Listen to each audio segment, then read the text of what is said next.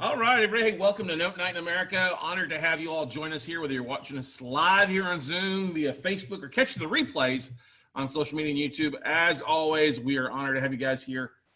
This marks, Scully, our record 8th year in a row of doing these on Monday nights. Awesome to have over 900 people registered so far year to date, individually across the board. So we expect a big group join us here a little bit. I encourage you guys to ask questions as we get rock and rolling as we get into it. We know always people like to show up here just a couple minutes late, but literally before we bring on our special guest tonight, I want to once again thank you again for joining us live here on Note Night in America. All calls are recorded. I see the red record button rocking and rolling. Variety of information shared here on notes, real estate investing, what's working, raising capital, marketing. Lots of great content. You can always go to weclosenotes.tv. That'll take you directly to our YouTube channel for you to be able to watch all the replays of all our previous Note Night in America podcasts.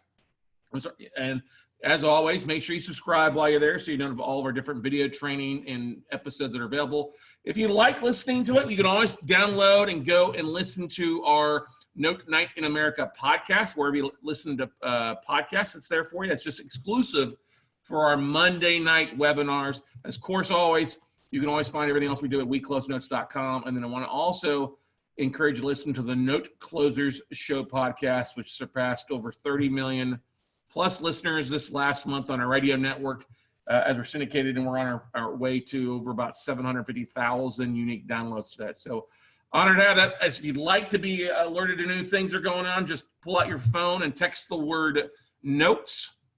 That's right.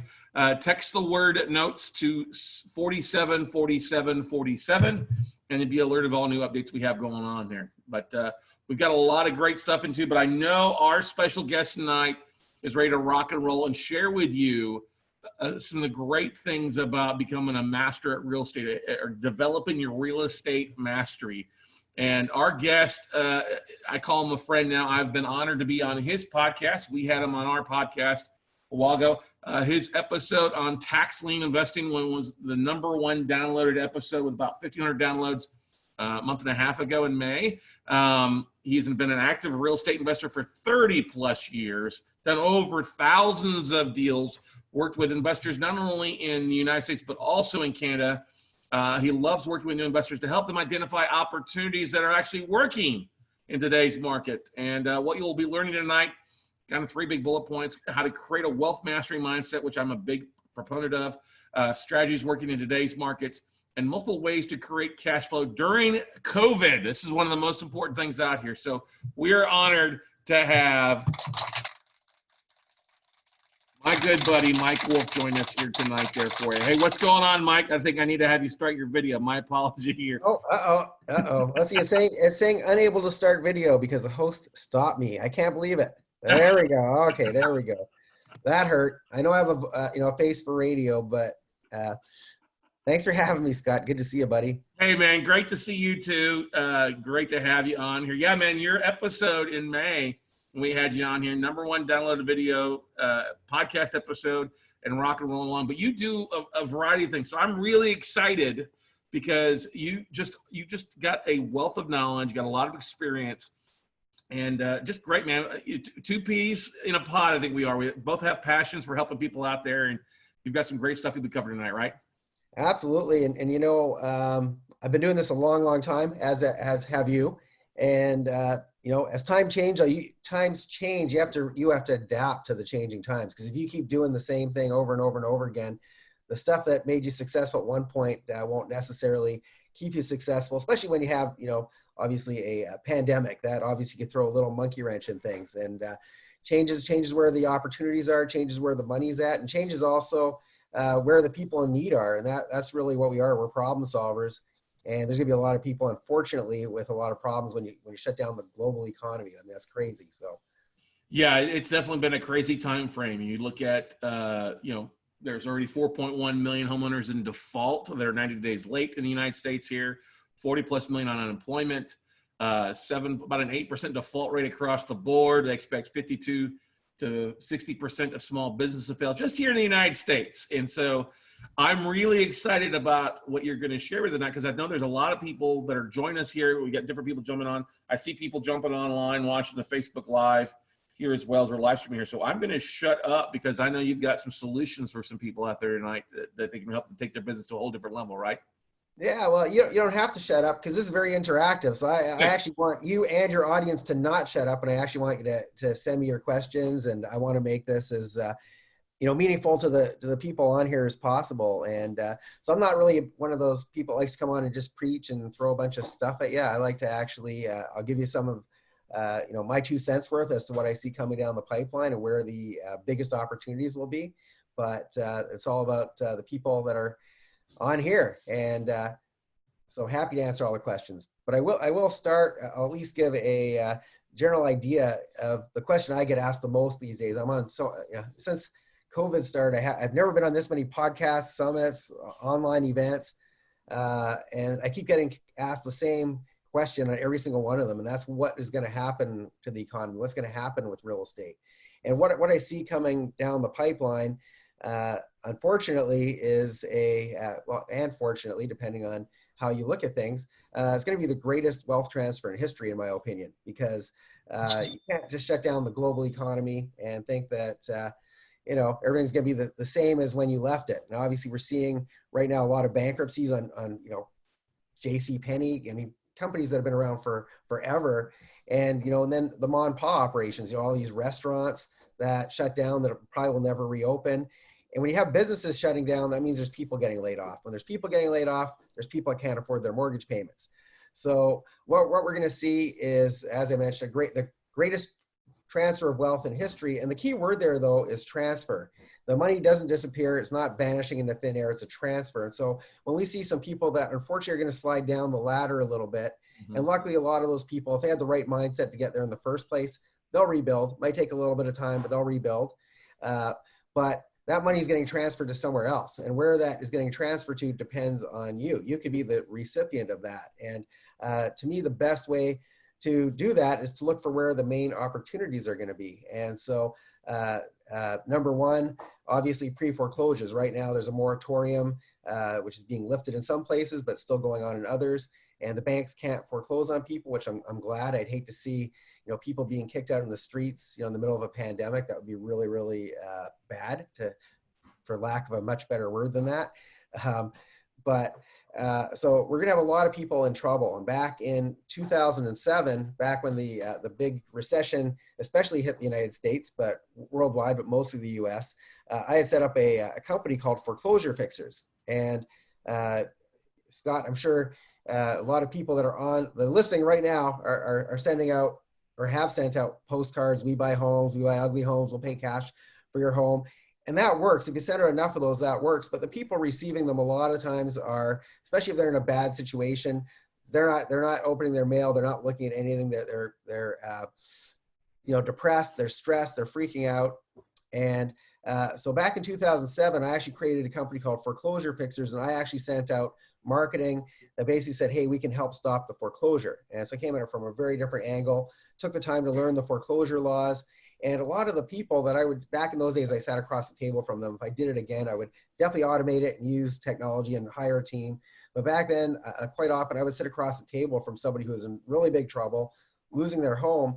And I would take the time to sit there and explain to them how they could either slow down or stop the foreclosure process. And a lot of these people, their understanding was that, somebody was going to come into their home at 2 a.m, kick them and their kids out on the street, throw all their furniture on the front lawn. And that's what they thought was going to happen. And they were just going crazy because they didn't know when this was going to happen, and they were living in fear. And so I would sit across the table from them and say, listen, the foreclosure is a legal process. Nobody's kicking you out in the middle of the night. You're going to get a statement of claim in the mail from a lawyer, basically saying, hey, you've got a court date. Most people never go to their court date because they don't feel like they have any, what's my defense? I'm not paying my mortgage. And so I basically would explain to them that if you actually show up in court, the judges haven't seen anybody else except for lawyers for the banks. If you actually show up and say, listen, I would love to pay my mortgage, but I'm out of work right now. I'm trying to fix that.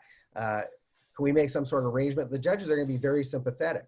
So the first thing I would do is I would go and calm them down, let them know nobody's kicking you out of your home. And then I would come up with solutions for them. Sometimes that solution would be, sometimes bad things happen to good people. And right now we're seeing a ton of that. I mean, nobody chose to have a pandemic and lose their job. So people that previously were very good with money aren't making their mortgage payments.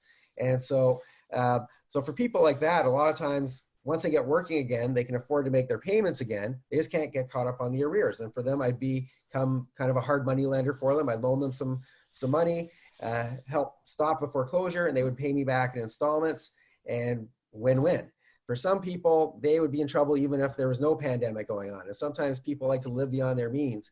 And people like that, I would sit across, as I was sitting across from them, I would say, you're going to lose this home no matter what. You can't afford, there's nothing we can do to save this. You're going to lose it. And so I would give them what I call soft landing. And a soft landing is, instead of trying to take every single penny out of the deal and leave nothing for them and leave them homeless on the streets, I would actually go and make sure that they had, even if they had like very little equity, I would make sure that they had enough money for a damage deposit, several months rent, food money, etc.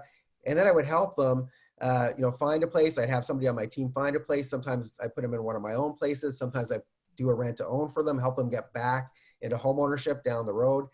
And, the great thing about that is when you create a win-win for people like that, once again, a lot of vultures like to go in and take every penny out of the deal and get that home run, to use a baseball terminology, because I know I can tell you're a fan.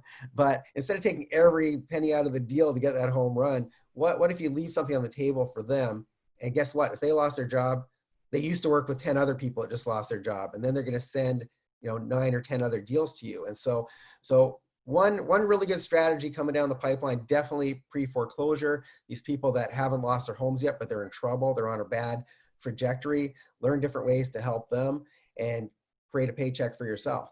And there's lots of other things you can do with that. If you don't have the cash, wholesale, find these people in trouble, put it under contract, wholesale it to somebody else.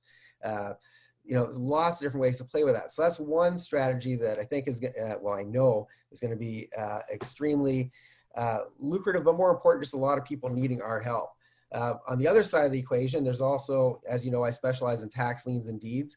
There's going to be a lot of people who, unfortunately, we can't save everybody, and they are going to go through the process. They are going to lose their homes. And for those of you who don't know, a tax deed is if somebody hasn't paid their property taxes in a number of years, eventually their homes go up on the auction block, and for pennies on the dollar. I've had students pick up single family homes in Houston, Texas for like $7,000, just to give you an idea how cheap these homes sometimes go for. And the auction, my favorite auction, takes place in Harris County, which is a greater Houston area. And I know you're a Texan, so you know what I'm talking about. And that auction's been shut down now for like 5 months, I believe. And are you allowed like groups of 10 right now or something? Or very small groups? Yeah, Houston has done a weird thing where they will allow groups of 10 or protests, I think, of the 100 people. So if you have a tax protest, I think you can have it happen. But yeah. So anyway, these auctions attract, several hundred people. So it's going to be a little while before they open. So as you can imagine, there's a whole bunch of properties that would have got, several thousands of properties that would have got auctioned off over these past 5 months. Plus you have a moratorium. Plus at these same auctions where they have these tax deeds, they also have foreclosures. And so these are the bank-owned properties, and that's been shut down. And so, tens of thousands of properties have not changed hands. Thousands of properties that would have been foreclosed on, there's that moratorium. So obviously there's going to be a huge glut of properties in the foreclosure space, in the tax deed space. And once again, that word pivot gets used an awful lot these days, but for people that are doing a certain strategy, it's time to pivot. And I know notes are going to be very big too going forward, because whenever you have foreclosures, there's the opportunity to purchase these either performing or more often non-performing notes. And I know that's your area of expertise, but you need to switch your tactics at times, because as the opportunities switch, if you're not moving with it, you're missing out. Another really cool strategy tied to all this stuff that we've been talking about so far is something called overages. And a lot of people don't have a clue what that is, so I'll explain it. An overage, when you go to these auctions, if the opening bid, let's say, is $5,000 and the property sells for $50,000, first $5,000, that belongs to the county fair and square. That's for the back taxes. That additional $45,000, and most homeowners have no idea, that additional $45,000 is actually owed to the previous homeowner.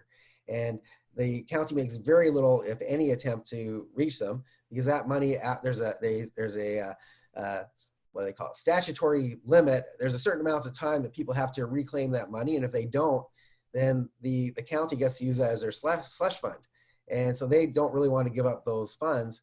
And so a really cool strategy, and this is also great for people that don't have a lot of money to invest, to buy properties, is you go and track down these people and say, hey, listen, I know somebody owes you $45,000. If you're willing to give me 20%, 30%, 40%, whatever you negotiate with them, you've just created a win-win. This person just lost their home. They probably are in a lot of cases, penniless. And you approach them and say, I know somebody owes you $45,000. And if you're willing to give me, power of attorney, I'll go get that money for you. That's a great win-win. And so I call that, and I call that the trifecta, because you can do three things with the same list. Every month there's a list of people that are going to lose their homes at the auction. You get that a month in advance. So first you do the pre-foreclosure thing. You try to track them down and try to create a win-win for them before they lose their home. If unfortunately you can't do that and they do lose their home, then you go to the auction and bid there. And then whether you win or lose at the auction, then you try to track down these people that their home sold for more than the opening bid, and try to reunite them with money that's owed to them. And so you can do three different strategies off of one list of properties. And so, to me, these are things that, are going to be huge money centers, huge potential to help people, especially with the first and third part, the pre-foreclosure and the overage. Once they've lost the home, you're actually helping the county, because the county, they need that money to keep their schools open, if schools are going to ever open, and keep that, to keep the police force and their fire department going. And so you're creating win-win in all three of those, but with the first and third, you're actually helping the homeowner, which I particularly like. So I'm going to open this up. I can keep going on strategies, but I'd love to take some questions. Yeah, guys. So if you're watching this live, I am monitoring the Facebook Live, and then also here we got a couple of comments. And Montrese says, "Hey, what's up, Mike and Scott?" Steve says, "Hey, is that picture 30-year-olds?" I'm like, "No, it's just pre-COVID haircut. Come on now, all right, a little bit there." Maybe you're talking about me. I don't know.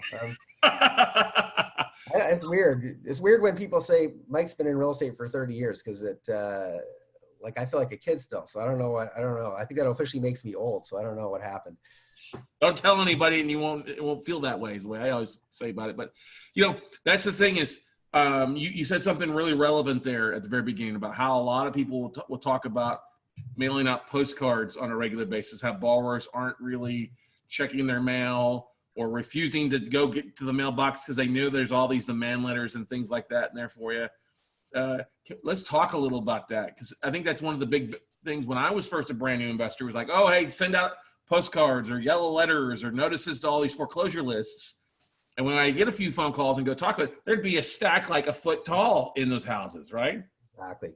And that's why my marketing worked a lot better, because, these people are getting stuff. It's all, letters from lawyers and banks, and it's all negative stuff that they don't want to open. And they know the things that, the postcards that say we buy homes, they know it's from people that, they perceive as being vultures that are kind of, taking advantage of them while they're down.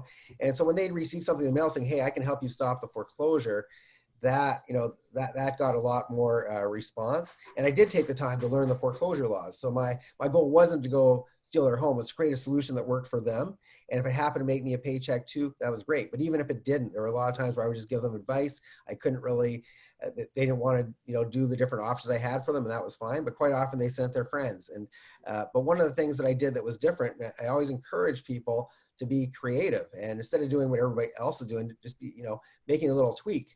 And like with that marketing. But another thing that I did is, well, guess what? When there's people in trouble because they can't make their payment, who else is in trouble? The banks are in trouble. And so I would go to a lot of private lenders and hard money lenders and say, hey, listen, I know you can't necessarily give me all your clients' information, but you can certainly pass on my information to them, and I can help create a win-win to help save your mortgage. And so I helped a lot of banks too. So instead of going after one client individually, I sometimes had lenders that, mailing out to like 100 different people for me, and, going at it from a different direction. And so always think of who's got access to the people that you want to get to. And instead of trying to go after the people, go after the people that have access to the people. If that makes sense. I love that. I love it. Because that's the two things. One is the mindset, hey, let's help you, versus, hey, help me. Let me be the big bad investor, which everybody thinks of real estate investors just above attorneys for the most part when it comes to the, you know what I mean? Exactly. But that's the point is, hey, let me come up with a solution like you just said. Hey, let me try to help you. Got a couple options for you. You need to know your rights. Let's all face it. The banks really aren't going to tell the distressed borrowers all their options to No. drag out of foreclosure. We had a question here from Rob. Rob asking us, where can we find a list of the overages? What part of the county? Is there a specific, I guess, section or county office that handles the overages? Yeah, because the counties don't really want people to claim this money, they quite often make it very difficult. And each county does it differently. There's not any one. I wish I could give you one source where you just go and get all that information. Quite often they make it difficult. And some places aren't bad. Like if you go to Georgia, some of that, for example, a lot of that stuff is online. But in other places, it's like you got to make phone calls, and then they will give you the runaround to try and get that. And so it really depends on what county, but some of it is actually online. So I would start just by, Googling, overages. Sometimes it's called surplus funds. I would Google and find different counties. Some of them do have it online, especially Georgia is one of the better ones. But there's not any one place that you become a detective. When you're doing overages, your job is to become a detective, because not only do you have to track down these lists, but you also have to track down these people, because quite often they obviously aren't living at that address that used to be on file. And so quite often you might need a skip tracer to help you, get more of them. But the great thing about that strategy is once you get a little bit of traction with it, one, it's a great win-win where you're helping people that had no idea this money was coming to them. And two, it's very profitable. Like one of my friends who that's all they do is overages. The lowest paycheck so far is like $21,000 doing this. And so that's the beauty of it. It can be very lucrative. But right now it's a little bit tricky because a lot of courthouses are shut down, and same with obviously the auctions. A lot of auctions are shut down. And so it's a great time to take the time to learn and see how it's all done, so that when things open up, you'll be ready, as opposed to the people that, when everything opens up, then they'll start doing their training. The counties with that particular strategy do not make it easy to find. Yeah, Lane asked a question. Can we buy the list of the taxes? Who will sell it? It's like you just said there, each county is different. Each state's different when it depends on who files it. Like in Texas, you can often, Texas doesn't list doesn't publicize the notice of default list, but they do the tax foreclosure list that comes out. And it's a fast 21-day prior to aspect of things here in Texas a little bit. So going and looking who's the pending tax sales, and that, on a state by month by month basis, where in some counties it's once a quarter, some other areas of the country it's once a year. So pick up the phone, call probably the tax office of each area you're looking to, and ask them individually. Sometimes they'll sell it. Sometimes it's just a list that you can download off the website too. But there are some like list services, depending on the county by county, because most of the counties have to publicize this in some sort of fashion that there's a foreclosure. So they may even have in some counties would actually have a periodical. There may be a listing in the local newspaper where it's at. So it's different, like Mike said, on a county by county, state by state level for the most part out there. Yeah, and that's where the overages. If you're looking for the list of properties that are going up for tax deed auction, at least in Texas, there's a law firm that deals with that. The website is called publicans.com, publicans.com, and they'll list all the tax sales. Right now, I'm guessing there's nothing listed there, because I don't anticipate that auction is going to open up next month, although hopefully it will. But that's normally where you would go. That's one of the sources, and it's free. Every month it's published for free, and so you can use that for pre-foreclosure and foreclosure. But what happens after the auction, unless you have somebody there that's kind of monitoring what they're selling for, that it's a different list to find out what the overages are, and that's a whole other can of worms to try and get that. Yeah, and in some counties they're pretty easy. You fill out a surplus form and send it in with proof that you're either the previous property owner.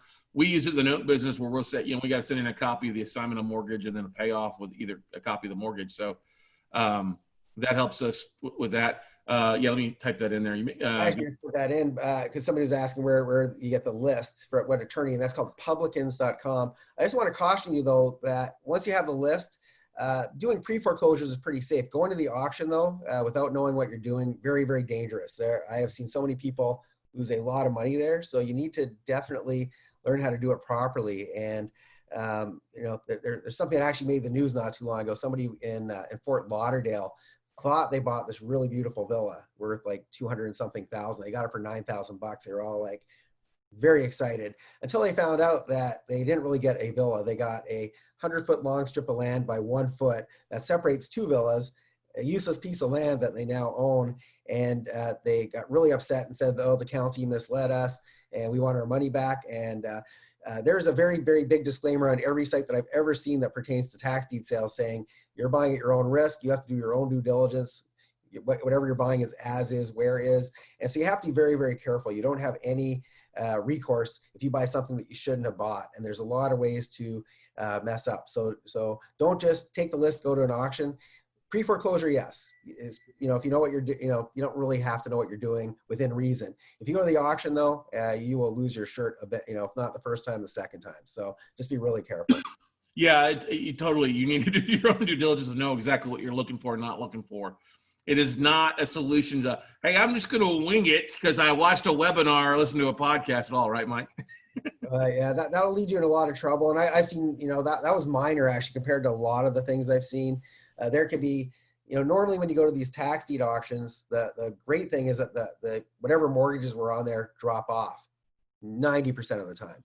10% of the time though, they don't. And the bank will come back after you bought that property. Maybe you thought you got a smoking deal. The bank will come back and say, hey, well, we have a $300,000 mortgage on this property, cash or check? How you plan on paying for that? So you have to be very, very careful. You know what you're doing because there's so many pitfalls. But once you know what you're doing, the rewards can be great.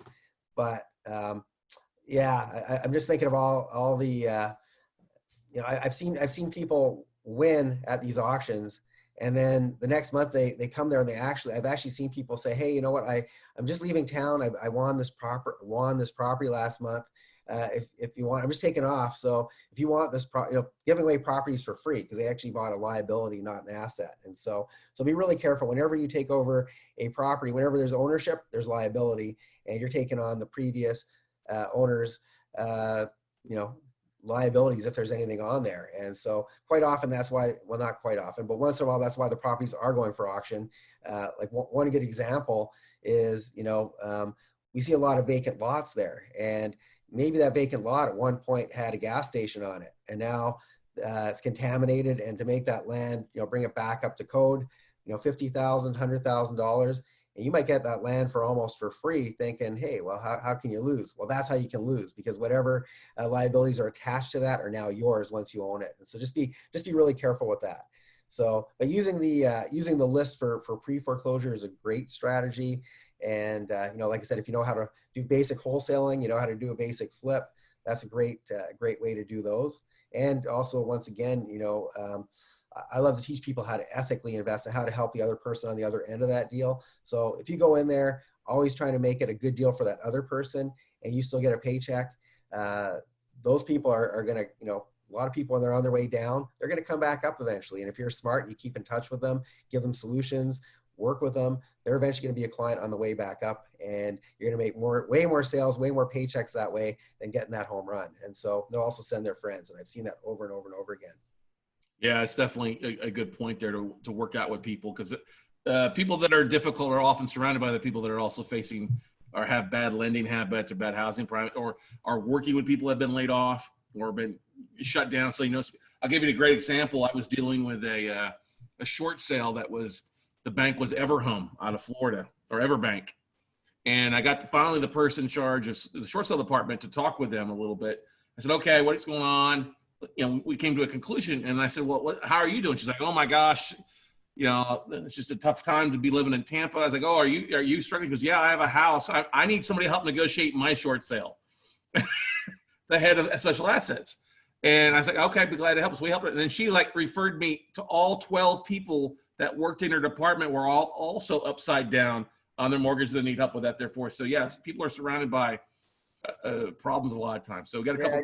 Usually, people are they're in the same boat. They're hanging with other people in the same boat. And right now, we're seeing a lot of businesses that are shutting down or just aren't going to reopen. And that's going to be that's going to be the biggest problem for most people is that they just, they don't have employment anymore. And, some of these people find other employment, they'll reinvent themselves, they'll find something different, and they'll be able to make their payments, but they may take them a while to be able to catch up on arrears. And that's an opportunity to be a lender. Some of these people will, they're going to be depressed. They're going to be not in a position where they're even, really thinking straight and trying to move forward. And they need our help to, make decisions for them and help put them in a, like I said, give them that soft landing and have, finally have somebody on their side. Cause like I said, they're surrounded by negativity and people just try, that are after them for money and making all kinds of mean phone calls and lawyers. And so they're in a really bad spot. And if you go there and you lend a sympathetic ear and give them some solutions, great win-win possibility. Yeah, exactly. I got a comment on here that publicans is comprised or as an invalid certificate. It's just got an invalid certificate there. I'm going to post a link here to what the Leinberger law firm, which is the firm that handles most of that. Yeah, that actually forwards to lgbs.com. I always remember Republicans. I've been doing this a long time. So back in the day, that was now it's switched. You're 100% right. I know it is publicans. Yeah, yeah. So I always forget the other one. I always forget the initials. So thank you for putting that. Yeah, no problem out there. But question here from Rob. He goes, so go to the auctions to hear the opening price and closing bid. Overage is the between. Not always, Rob. You got to realize, yes, if it bids, starting bid is at usually what is minimum to owe the tax auctions. And then whatever gets bid above that, would either A, go back to, if there is a mortgage on the property, it's going to go, that money would go to the bank. First lien holder or second lien holder on there in case we'll see that we'll force it to auction and pay the taxes at the auction and then take the property back that way. Or if it goes above what's owed the first thing, there's also a tax overage that goes out there. So you need to get a little bit more training. It's not as simple just showing up and listening. You need to know what's going on with that specific property and that specific asset will be different here.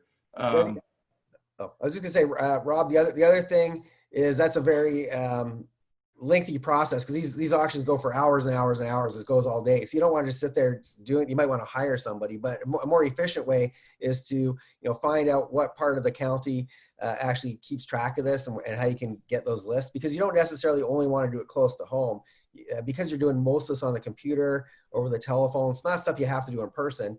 And so I would pick, there's certain parts of the country where it's actually illegal for you to help somebody else get that overage. There's some other places where it has to be an attorney, in which case you can track down these people, maybe and you can hire the attorney. But there's some places where there's low hanging fruit.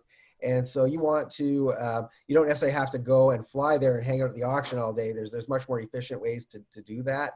But you do have to do a little detective work up front. Once you figure it out 1 month, then you're golden for the rest of your life until they change it up, make it more difficult again. But the good, you don't want to spend your whole day at auction just recording all that. It's just it would be a very lengthy process, and you could be much more well served spending your time doing other strategy.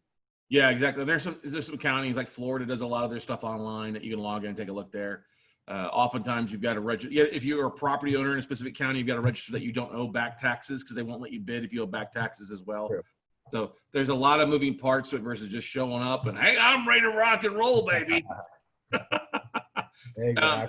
The thing with any type of property, everybody out there, you're going to need to check title, checking title, pulling values, whether it's online values initially or actually having a realtor pull comps or paying for a BPO. There's due diligence you got to check. There's somebody asked about how do you check value on a property? I'm like, jump online, talk to a local agent so you have an idea to know what you're doing at, because you don't want to show up to an auction and start bidding when you don't know what the heck you're bidding on. I'll tell you another horror story. I was actually doing a training. I do 4-day trainings in Houston, not lately, obviously, but normally a couple of times a year. And my students, we during our workshop, we determined that a certain property is worth, let's say, I'm just making up numbers because I can't remember the actual numbers, but 100,000. We determined it was worth 100,000. We decided our maximum bid was probably going to be $60,000 on this property. And so we actually went to the auction. We bid up to 60,000, and then it kept going and going and going. We stopped bidding, and this property, if I remember correctly, sold for something like 120,000. It was only worth 100. And so I went up to the person who, quote unquote, won the property and said, hey, congratulations on getting the property, and what can you tell me about it? And, what do you think it's worth? And he said, oh, well, I went on Zillow and it said it was worth like 150. So he thought he got a really good deal. So that is exactly how not to determine the value of a property. Do not go on Zillow or Redfin or Trulia. You really want to have somebody on your team, a realtor. Maybe you're paying them $10 a comp or whatever. But you don't want, if you don't get that part right, then nothing else is going to work. If you think it's worth more than it is, you're already in trouble before you start. And so really important to have really accurate information. The best way to do that is through a realtor. And if you don't have, like I said, if you don't have that part right, you're pretty much doomed before you even start. Yeah, you don't want to end up buying that 1 foot by 100 foot strip of property, or to buy the slab where something used to stand and you went off of Zillow photos and the Zillow photos are 2 years old and something's been demolished or burnt down. So definitely. We see that all the time. We see that. I mean, on my training day 3 of the 4 days, day 3 we go driving around and we have a list of all the properties that in the classroom we thought looked really good on paper. And we've seen quite a few of those where they look really great in the pictures and the students were all excited. And then we get there and there's like smoldering ashes where a house used to stand.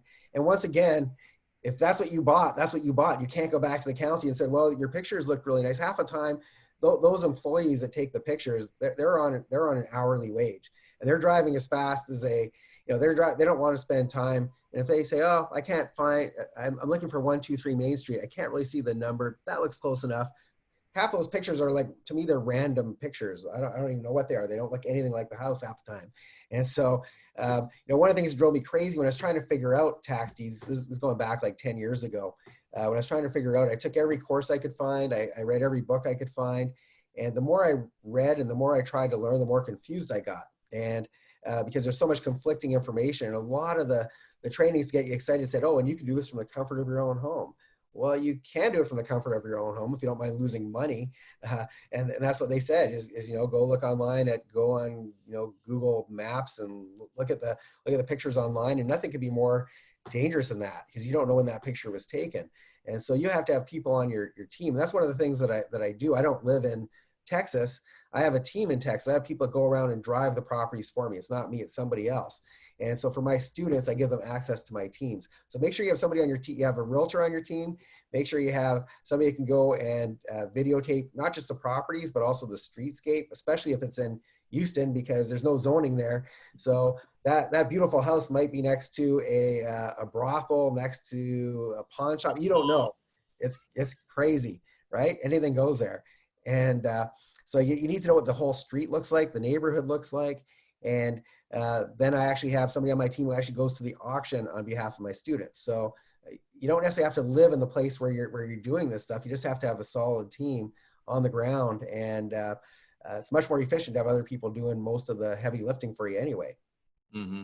One of the great things, I love what you mentioned a little bit earlier about private lenders. And there's often, you'll see at the foreclosure lists, stuff like that, public lenders where it's not a bank on the name, it's actually somebody's name, or it's a, Quest Trust for the benefit of Mike Wolf out Right. there. Those can be some really great leads to find some private deals, but also find private money lenders to fund on your next purchases too, right, Mike? Oh, absolutely. Absolutely. And the great thing about these auctions, by the way, is that when you go to the auction, and this isn't for every county, I'm talking specifically now, Harris County, and I think most of Texas, you actually have to have the cash physically on you or bank drafts. You can't say, oh, I'm going to get a mortgage and there's no conditions. You have to buy it as is. You have to have the cash physically on you. So it's a great way to find potential money partners. It's a great place to find lenders. The people that are there, the serious ones, there's a lot of people there that will never get a property. They don't know what they're doing. But the people that actually know what they're doing, these people usually have access to capital. If you have great deals, it's a good place to go find people that might want to team up with you. So it can be a multi-purpose sort of thing when you go to these auctions. Like I said, I have my teams go, so I don't do that anymore. But if I was going to the auctions, that's one of the things you want to keep your eyes open for. Yeah, it was one of the best things that I did as a new investor. I had an advisor coach say, go to the first Tuesday of the month, go and take a bunch of business cards and just go talk to everybody. Go meet. You'll never know. Because, there's people with like armed guards there, handcuffed, briefcases, because they're carrying cashier's checks that are basically you know, in 1,000, 5,000, 10,000, 20,000, 100,000 increments. Therefore, and you're like you said, they can't. Oh, let me go to the bank. I'll go file for a mortgage. You got to pay. You got to pay that. You have to have it right there on you. You can't say, I'm going to go to the bank. I'll be right back in 10 minutes. You do that, you will be banned forever from those auctions. But the great thing about that I like about Texas is the auctions are actually done by the constables. So they all have guns, and that's probably got to be the safest place. No matter how much cash you have on you, everybody there has a gun except for me, apparently. But I feel pretty safe because there's lots of constables there. They're the actual auctioneers, which is very unusual. So. Yeah, it's definitely an interesting time, and it's good to be there. But there's usually a lot of people there. First Tuesday of the month is when it takes place here in Texas. Every other place, they'll need to check on a state-by-state or county level for you for the most part. So looking at the foreclosures, and then you talked about a couple of things, working as a lease back with some of these borrowers out there, or even maybe taking over property subject to. You foresee those subject to strategies having an increase here in the post-COVID market? Oh, big time, big time. And it's a great opportunity, for people that maybe don't qualify for financing to go take over other people's mortgages. The banks, I think, are going to be, they're always pretty lenient. A lot of people are worried with subject to, the bank's going to call it in. They almost never call it in. And especially right now, they're going to be happy to have anybody on the other end of that mortgage making a payment. So great time for that strategy. Potentially short sales coming down the pipeline, although they take forever to do. But just so many, there's so many great opportunities right now. And if there was one time in my 31 years I've been doing this that I could pick to start, it'd be right now. Like if any of you are listening in and you're kind of on the fence, we've been thinking of jumping into real estate or want to maybe test the waters. Now's the time to test the waters. It's like this is the best time ever in terms of opportunity to make money, help other people, and there's going to be some. Like I said, these are crazy times. I don't think the auction has ever shut down in 100 and something years. I don't think these auctions have ever been shut down. So the only time I can remember not one is when the auction fell on the 4th of July. Right. Exactly. And then they just move it. They just bump it. Yeah. But these are actually physically shut down. No auction in sight right now until things ease up on how many people you can get together in a room. And it's just totally crazy. And I can't even imagine how much opportunity there's going to be once this reopens, and probably less competition because a lot of people don't have the cash right now. So for people that are ready, to take action, the opportunity is going to be massive. Yeah. Now that makes me ask you, because I see a comment on here on Facebook so who do we need to learn all these strategies from? And I'm like, Mike, actually you've got something you've put together to help people out with that, haven't you? Yeah, well, I actually normally I do live trainings, and I mean, your audience doesn't know me. Normally I travel pretty much full time. I'm a very nomadic person, and I do trainings once or twice a year. I actually take people to Houston, Texas for the tax deeds. Obviously, I'm not doing that anytime in the near future, but I'm using this downtime though. I decided to create a training. It's 3 days long, and it happens to be this weekend. It's Friday, Saturday, Sunday, August 14th to 16th, and teaching some of the best strategies that, if you want to really take advantage of what's coming down the pipeline and, be on the good end of that transfer of wealth, that's the stuff I'm teaching. And I've decided to make it very, very affordable. It's $97 for 3 full days. I'm teaching all my best stuff. And I won't be teaching, by the way, just to clarify, I won't be teaching tax deeds in full, because that in itself is 4 days. So if I focused on that, it would take up all 3 days and we still wouldn't finish, because there's a lot of things you need to know. But I will be teaching you the basics of that. We'll be teaching overages. We'll be teaching everything from subject to, as Scott mentioned, subject tos, wholesaling, pre-foreclosure. I'm going to be teaching the actual steps I did to get people to call me that were in trouble, how I had the banks sending people to me, and how I funded those deals. I especially back in those days, I didn't have the amount of cash that I have available these days. And, but I get other people, I'm going to be teaching how I got other people to fund those deals, and I got to be kind of in the middle of it. So lots of really cool strategies, lots of stuff that actually all of it that you can do right now, a lot of it pertaining to, basically no money or very low money down strategies, such as overages. You need very little cash to get started with that. The tax deeds, once they open up again, like I said, I've had students pick up single family homes for $7,000. I've had them pick up vacant lots, empty lots for like, $500 and go and flip it for $5,000. So, I started off, when I started off, I had less than zero. I was trying to pay off my student loans. I was 25,000 in debt, which back in those days seemed like an insurmountable amount of money. And so I have to be very resourceful and creative. And so I'm going to be teaching, creative financing and how to get deals done, even if you don't have a lot of cash, even if your credit sucks. I'm going to teach you how to do all that. And so, and I've decided to make it very, very affordable because these days I've been getting a lot of calls from people that I always get emails from people saying, hey, can you help me? I'm thinking of selling my home. What do you recommend? I get real estate questions, but lately I've been getting a lot of people that are normally very strong people to say, hey, I'm scared. I'm just seeing a lot of people that are in a very different frame of mind that I'm used to seeing. And so I want to help as many people as possible. And I really want to help, want to train as many people to invest ethically so we can go help as many people in trouble as possible, but also to make a paycheck as you do it. And so $97, August 14th to 16th. And I'm going to be teaching all my best stuff, but I just want to, be transparent that I can't teach you the entire tax deed strategy. I'll be teaching everything else but that in great detail.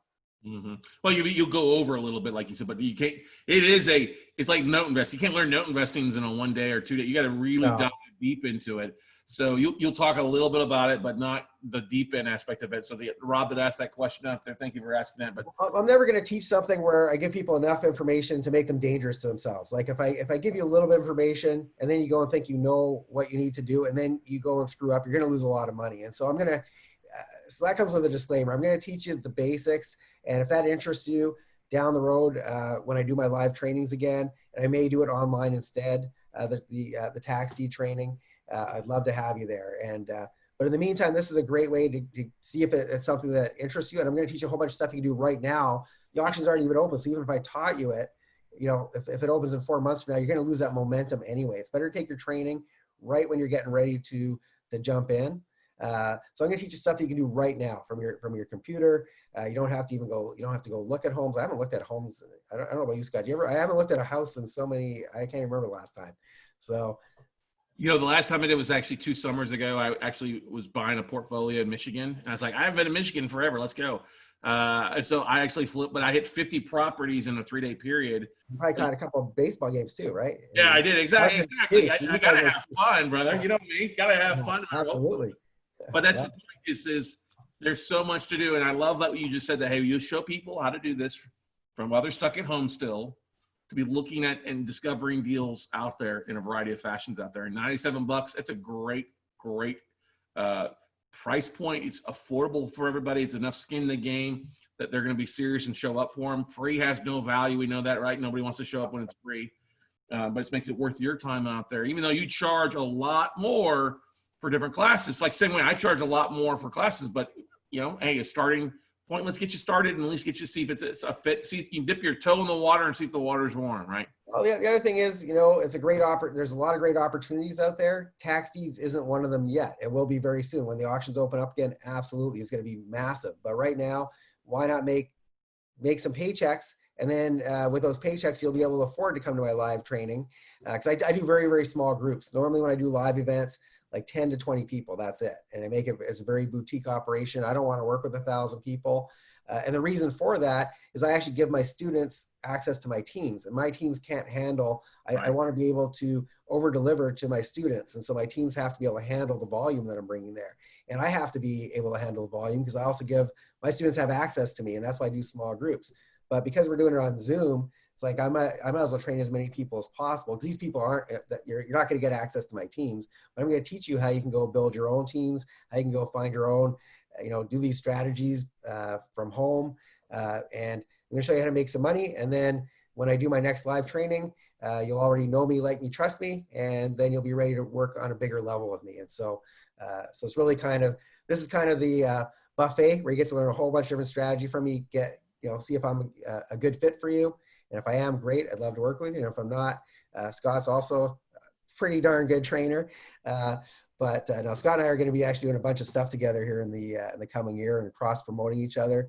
Yep. And I'd love to work with more of Scott's students and vice versa. So, I appreciate that. Yeah, same here. And that's everybody should know this, that we don't bring on a lot of stuff. We stay pretty focused on the note business, but I like what Mike is doing. I love how Mike teaches, so that's why we're doing something a little bit more generic than note investing. Bill asked a question here. Bill Grismer out of Columbus, actually Cleveland area, actually Ohio. We'll just say the Ohio. Somewhere in Ohio. Yeah, he's a big Cavaliers fan. He goes, "Is this recorded to watch another time, Mike? If we can't make it all 3 days?" It is. So if you sign up and you can't make all 3 days, I know it's pretty short notice. You're going to get the recordings of it, and even if you are there all 3 days, which I recommend, because we're going to have prizes and we're going to have it's going to be a lot of fun, and you can Q&A, you can pick my brain for 3 days long. But if you can't make it for whatever reason, we'll get you the recordings. And then I recommend, even if you are there all 3 days, though, rewatch it. Like, pick the strategies that you like best. I'm giving you a buffet of strategies, but then afterwards go back and hone in on one or two. Don't try to do 100 different things. Pick one or two, do them well, master them, then go on to the next one. And so I recommend that you watch the recordings even if you are there live.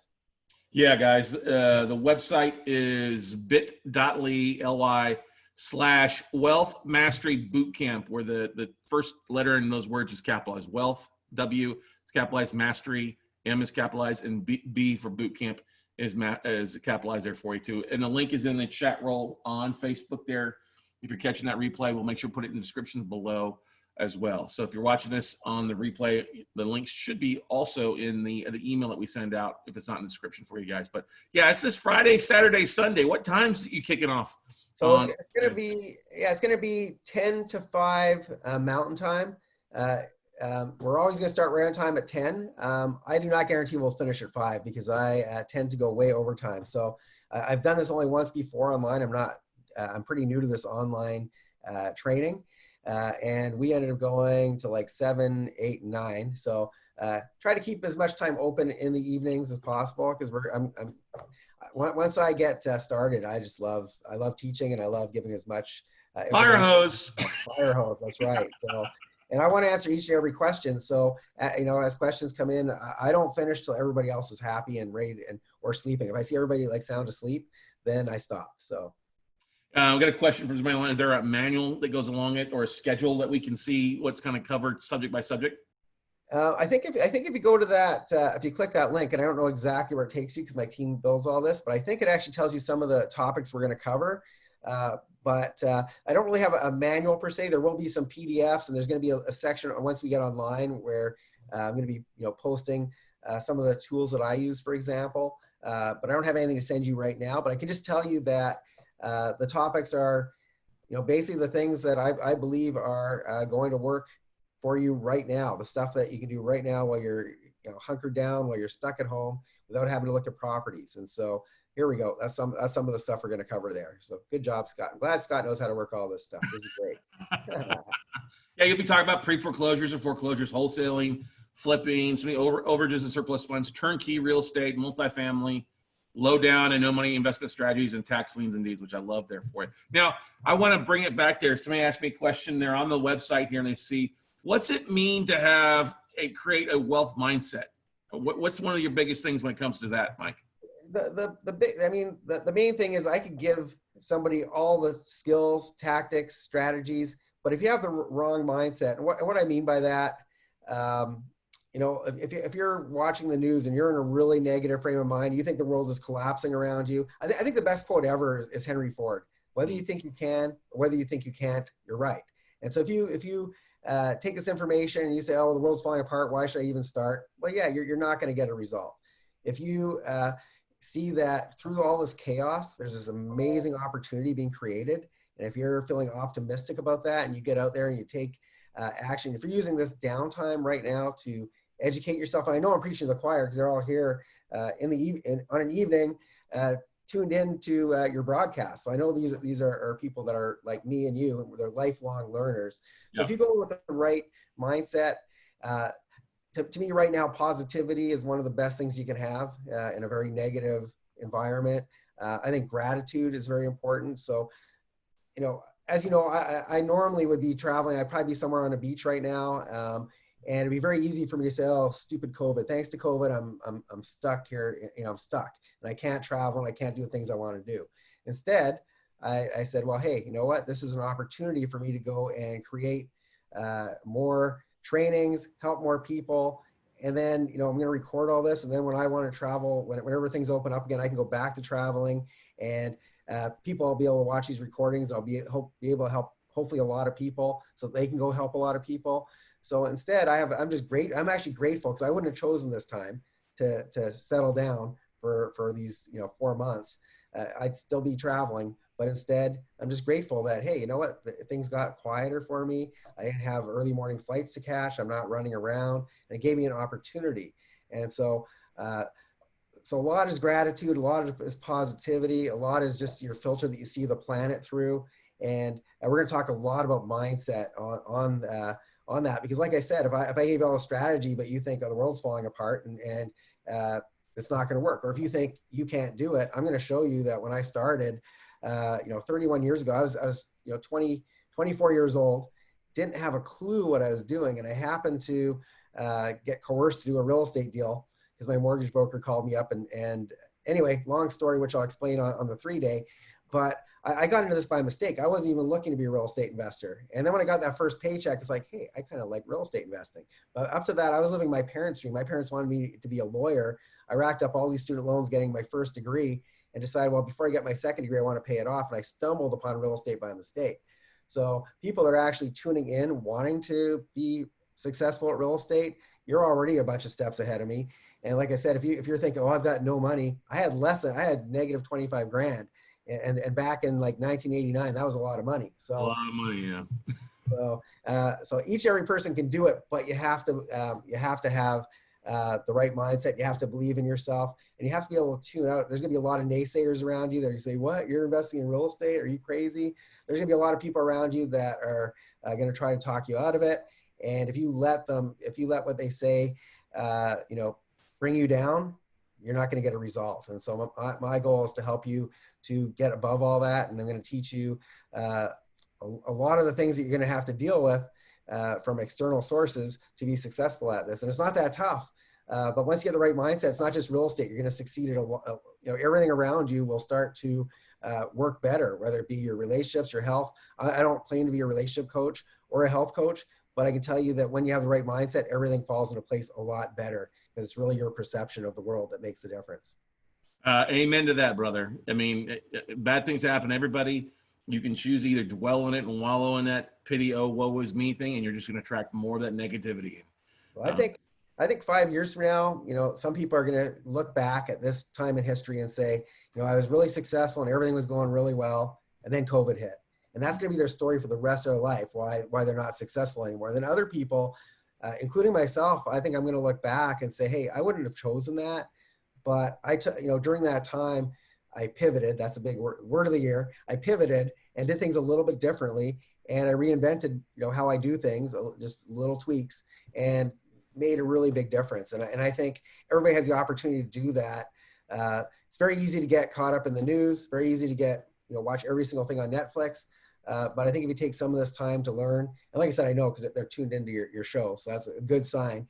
But people that are doing that are lifelong learners, and they're taking this opportunity. I think 5 years from now, we're going to look back and say, in many ways, this was one of the best things that ever happened to us in a really weird kind of way. Amen to that, Mike. Amen to that. Once again, everybody, it's bit.ly/Wealth Mastery Bootcamp.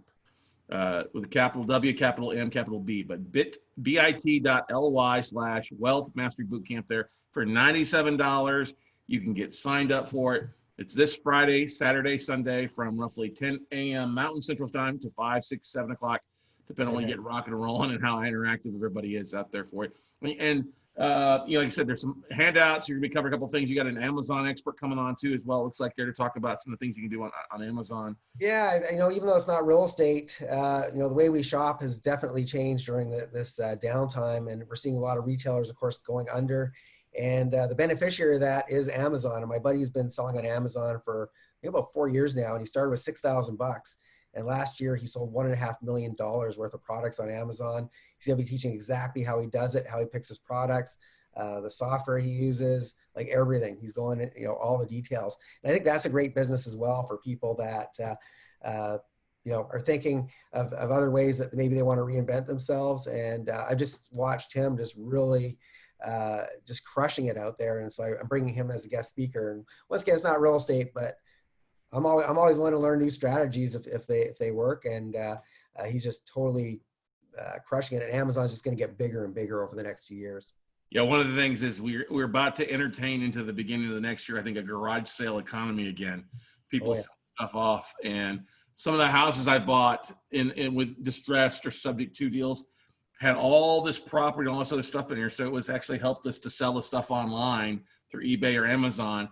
We've actually paid houses paid for full rehabs off of what we were able to sell from the inside. Oh, absolutely.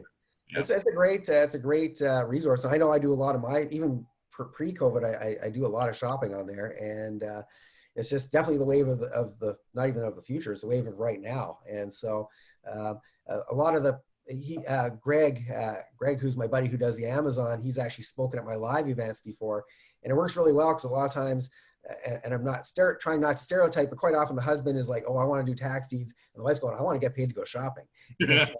So quite often we see that happening as well. So ladies, if you want an excuse to go, to the shoe store and buy purses, this is your big chance.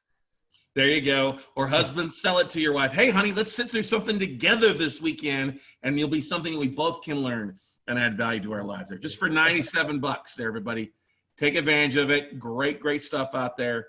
And like Mike said, it is, you are recording it, so you have the replays in case you got to step out for a little bit too. From start to finish, you're going to have everything. So if you decide, if I'm going on and it's like 10 p.m. and you need to go to bed, well, you'll get the recording. You can watch it.